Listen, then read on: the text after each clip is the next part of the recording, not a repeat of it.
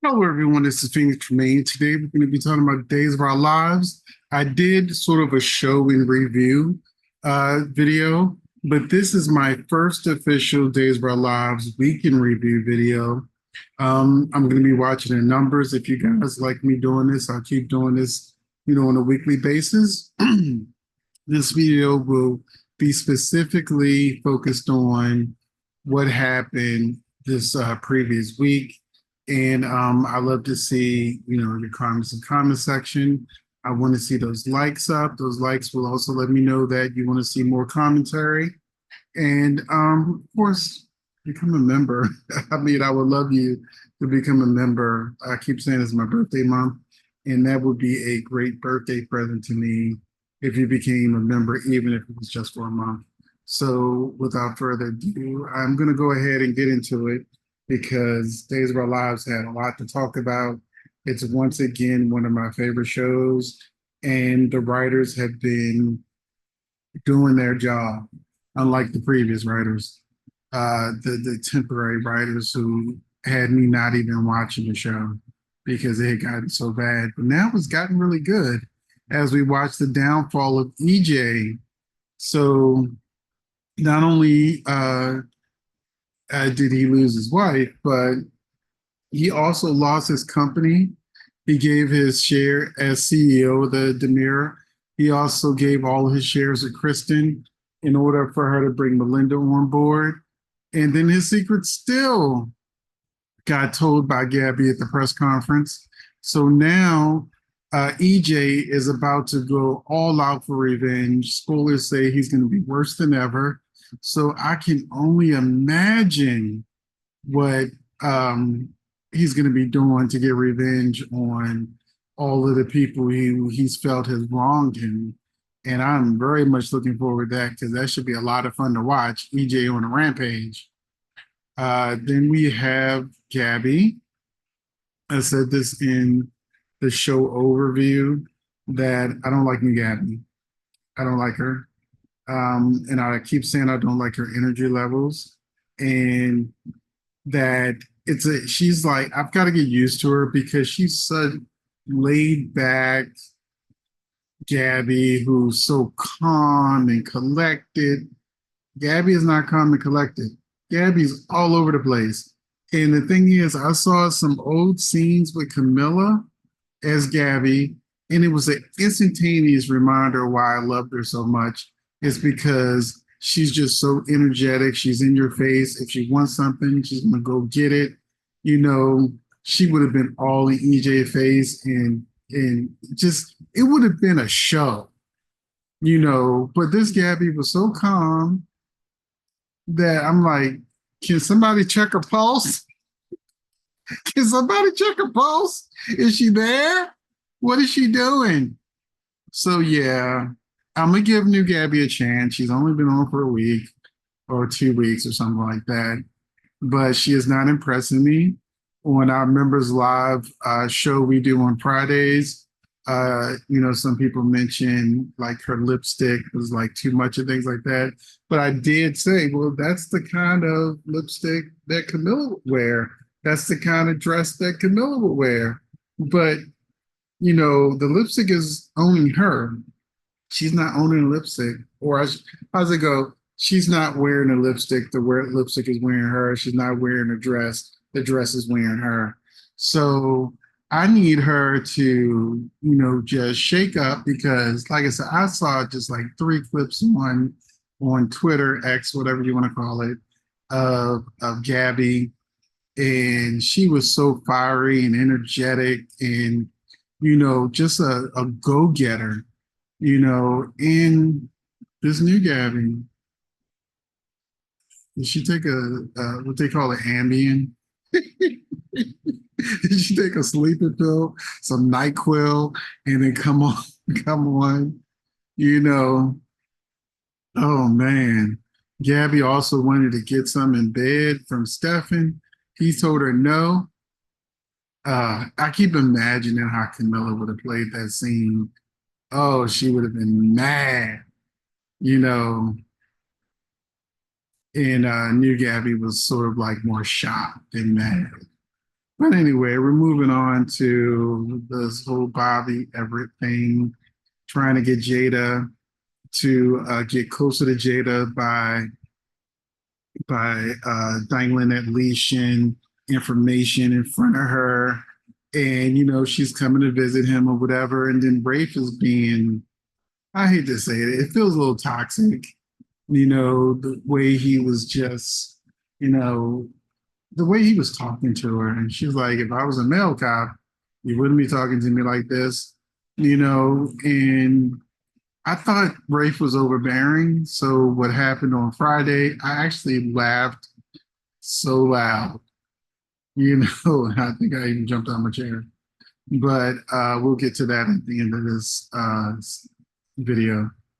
But the thing that made me most upset about the scene with Bobby slash Everett, Jade and Marlena, was the simple fact that it made Marlena look stupid. Bobby was pretending to be Everett, and they just like, okay, you go home. There was no test. They didn't try to trip him up to see if he knew things that Bobby would have known and not Everett. They didn't even give it any time. It was just, it just made Marlena look so stupid because he was pretending to be Everett. It was really Bobby the whole time because Connie promised to give rid of Ray for him so that he would have a direct line to Jada. And so the only way he could tell, Jada what she wanted to know was to pretend to be an Everett. And it was just so stupid. I know they did it just to move the plot along, but they could have done a better job than that. I think it would have been a smarter if he had to write it that kind of for that episode. I think that when Jada came through the door, he should have already been Everett, you know, and, not necessarily go through the transformation. And so, Bobby was just gone. But yeah, I didn't like it. I didn't like it. You can tell me what you thought. Do you think it made Marlene look stupid that she didn't, try to do anything to test to see if he was really Everett? Moving on to Connie and her hallucination that she's trying to feed. So yeah, Connie's crazy. She's cuckoo for she's cuckoo for Cocoa Puffs. But this is the thing that got me. They were further giving us flashbacks to show how and why Connie did what she did to Lee. And, one of the things they want to show is how um, Gabe, or I can't remember his name. What is his name? Gil. That, as you can clearly see, Gil is not touching anywhere near the blood. So how did he get a bloody fingerprint on that book he dropped? And I had to watch the episode, just kept rewinding. So I was like, how did the book? Why was the book there? And then I saw him when he first came through the door, just really quickly. He sees Lee and he drops the book. It happens really fast. But, Gil didn't touch Lee's blood. So how did the fingerprint get on the book? Okay. But even worse, they showed Connie. And if you remember in the flashback in the park, her dress looked like this. It looked like she was at the prom with Carrie. But when they showed, after the fact of after she stabbed Lee, her dress was clean. Her dress was fine. There was no blood on her dress. So I thought that was like, okay, so how did Gil get a bloody fingerprint on the book when he didn't touch the blood, or they didn't even show like the blood was like on the floor or something, and he like looked at his hand, oh, whoa, they didn't do none of that, and that is a lot of blood on Connie's dress, so it makes absolutely no sense. So Yeah, did you catch that? Now we're going to go to the best part of the week, which was Eric finding out that Jude was his son, Nicole reuniting with Eric. But this is a bittersweet moment because we know July 25th is Thursday, July 25th is Nicole's last air date. So they're finally giving many fans what they want, only to take it away 2 weeks later. So yeah, and Ari said that Nicole does not pass away. So we're left to wonder, how will Nicole make a sudden exit and how will all of this fall out? And then we got the whole Holly and Tate thing. I couldn't find any pictures of them at the airport. And I didn't feel like, looking because, this is my worst storyline. This is the storyline that I fast forward past, because I could have went on and used my phone and snapped a little picture, but F them, this 27-year-old and this 24-year-old supposed to be 16 and 17. It's just like it's such an insult to my intelligence and the whole storyline. Even after Aaron left, he was like, "Oh, so Holly, what do you want to do?" They had no planning in place, and also they're about to get busted by the girl that he took to prom. So she's still pissed, and so this is just a hot mess of a storyline that does not make any sense. I'm sorry for this actor, but they need to recast Tate with somebody who actually looks age appropriate. Because even though the actress that plays Holly is 24, she can pass for 16, 17. She still looks like she can pass for a teenager, unless you go online and look up her pictures on Instagram or something. Instagram, yeah, she looks like she's 24, between 24 and 26. But, like I said in my other video, they throw some barrettes in her hair, her style of clothing, they give her hardly any makeup, and she looks young. He don't. He don't. He looks 27. I'm sure y'all tired of hearing me say that, but it just irks me because it is just so hard to believe. So we're gonna move on to the next thing that I want to note, and it does include Holly. When EJ told Holly the truth, she actually was on his side. Although I'm looking at her outfit right now, it's not exactly age appropriate, but okay. Okay. So so anyway, she was actually sympathetic towards EJ. And whatever happens to Nicole on the 25th, I'm wondering if she'll want to stay with EJ, because when she'd be living in the mansion, and she would be less supervised so that she could be with Tate. So I wonder if that's why they did the scene, why they set this up this way, so that EJ and Holly could have a bond versus Holly being so upset with EJ and mad and angry. And yeah, so we'll see how that plays out. I bet the next thing you want to go to is another storyline that I was excited about, but it has been dragging for way too long. They showed that video with Anna McCord as possibly the new Abigail, and we ain't seen her since. So they haven't even shown the footage of her that's not grainy. We saw it from the promo. So the fact that they now know that Abigail's coffin is empty, I'm hoping this means we can fast forward and kind of get to the point, have them find this chick that may or may not be Abigail. I told you my theory in the other video that I think this new Abigail, potential Abigail, is going to have amnesia, and Clyde had plastic surgery, used on him. So she's not going to know who she is. She's not going to have any feelings for Chad. And so we're going to have that storyline of still, is she or isn't she Abigail? Of course, we have DNA, but soaps are going to soap. So we'll see how this all plays out. But I feel like the whole plastic surgery angle is so that if Marcy Miller or they want to bring on a new Abigail, they can, or bring Marcy Miller back. There's a rumor that she's coming back, but it's way too soon in the storyline for anything like that to happen. So I'm gonna ignore that from now until I get a real source that I can trust. But I've heard it from like two or three different people.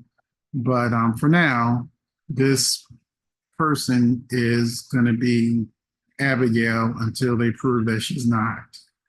Also, we're going to move on to Leo. For some people, this has been a little bit too much Leo, but they've been trying to show the progress that Leo has had because he's always been actually more flashy, flamboyant. They've toned him down, and he's been more resistant. He's not as lustful. So Xander asked if he wanted a pint, go with him get a pint, and he has a shirt on. Leo would normally jump and be like, yeah, and just stare at him the whole time because Xander's straight. So um, Leo has tried and failed to get Xander in bed, and it's not going to happen. So, but Leo, being Leo in the past, he still would have been hopeful or just lustful and just wanted to look at him. So he turned him down, and he didn't just turn him down, he turned down the new Carrie character named Carrie anyway. So I think what they're doing is they're preparing him for the new doctor who may or may not be gay. Um, I'm sure he will be revealed to be, but something's going on. Like maybe he's in the closet and he likes Leo, but he's not ready to come out the closet. I don't know if that's the story that they're doing, but yeah, Leo's gonna probably because we got Sonny and Bullock on. Now the actor plays Sonny is gonna come back for the wedding episodes without Will, and but that's no longer his love interest. So, like I said, I think Leo is just evolving, and that's what they're trying to show. Now, another stupid thing that happened this week was Teresa in the prenup. If I was Teresa, I would not have signed that prenup under any circumstances because basically in the prenup, Teresa has to be perfect. She can't do nothing wrong or she gets nothing. But her husband is not a pillar or a saint. If he cheats on her, you know, then there's no penalty. If, he decides he doesn't want her, there's really no penalty. If he tells a lie or anything like that, there's no penalty. But for her, there is, all sorts of penalties if she decides that she wants to go a more duplicitous route. So this made no sense, especially someone as savvy as Teresa. She should have said, okay, give this back to Justin, adjusted that if you do the same things to me that you don't want me to do to you, like cheating and lying and trying to trick him or whatever, then you should also get a penalty. I get $1 million. I get $10 million. I get $100 million, whatever. But and then she can dump him and get the money that she really wants. So yeah, to me that was extremely stupid. Now I don't know how many of you watch Young and Restless, but the characters Chelsea and Adam had an affair, and then when Chelsea was with Sally, she was looking really guilty and really nervous, and they're actually doing the same thing with Ava and Gabby. Just like Chelsea shook on Young and the Restless, Ava's a little shook on Days of Our Lives, but Chelsea was a con woman. It shouldn't be that hard for her to be able to lie to Sally Face. And Ava was a mob kingpin, and she did lots of lying and cheating and manipulating herself. So she should be calm, cool, collected with Gabby. And then at the end of the episode, Gabby wants to work with her to bring back Gabby Chic to Demir Enterprises. And I would be like, no, absolutely not. I was with Rafe And, he cheated on me with Nicole, and the whole time he was against our relationship. And I don't want anything to do with you, new Gabby. That should be her answer. No, I'll pass. I don't think we can work together. And and especially knowing that Stefan's not going to want them working together because he nearly had a aneurysm finding out Ava was there. So it's not like Stefan would force her to work with Gabby.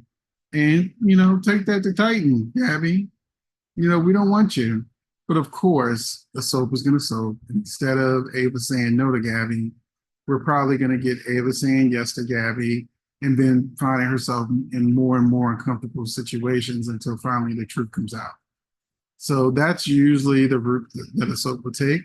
But I would love for them to prove me wrong. And Ava says, no, I don't want to work with you, Gabby. But we'll see. We'll see. Now, Connie did keep her promise. She did what you call them? I don't want to say the word. I'm trying to choose my words wisely. Anthony Hopkins from that movie. Yeah, there was no shower around, but Connie did, get her on. So yeah, but because Rafe was being a butt, yeah, insert the A word. I actually laughed so hard when it happened because I already know nothing's gonna happen to Rafe. They showed him in the hospital in the promo, so he'll be perfectly fine. But the fact that he got irked in the back, I thought that was basically pretty hilarious. And and this is a photo from the promo. Gabby coming in worried about if Rafe is okay. Yes, Rafe is going to be okay. I think it would be interesting if he was like temporarily paralyzed or something. That would be an interesting story of if they do the storyline right and it affects his relationship with Jaden and blah, blah, blah, blah, blah. I would love to go that route. But, I have a feeling he'll be fine, and Connie might be stopped by the end of July sweeps, which is July 24th. I don't think they're going to be taking this all the way to November sweep. So, um, yeah. And the last thing we have to talk about is the goodbye farewell episode for Doug. Doug and Julie. It was heartwarming. It was a nice farewell to him, even though it wasn't supposed to be a farewell. And rest in peace. We wish Julie, the actress plays Julie, all the best. Is it Susan Seaworth Hayes? Forgive me if I got the name wrong. I don't have it in my notes. But I saw her with her granddaughter on the beach on Instagram. So she looked like, she enjoyed, having family with her. So, we would all like to wish her the best of luck and the best of peace. And, we're sorry to see him go.